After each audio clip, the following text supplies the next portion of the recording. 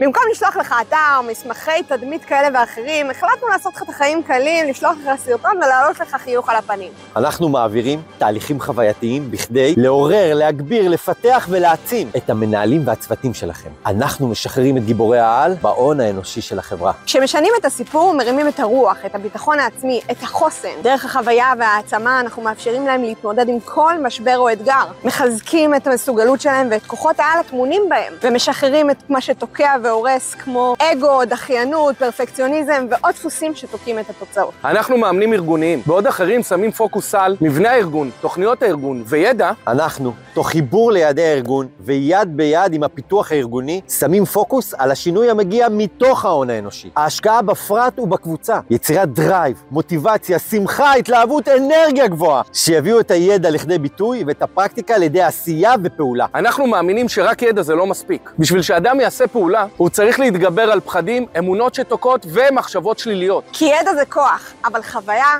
יוצרת הרגלים, ומיומנות הופכת לפעולה. אנחנו מגשימי תשוקות, אנחנו מאמנים של חברות וארגונים. לא סתם עוד הרצאה או סתם עוד מתודה בעולם המקצועי והארגוני. אנחנו באים לשנות את הסיפור בשביל לייצר תוצאות במציאות עצמה. אנחנו חיים בסרט של גיבורי העל, גם בחיים עצמם. אנחנו משחררים את גיבורי העל והופכים את החברה שלך לבלתי מנוצחת.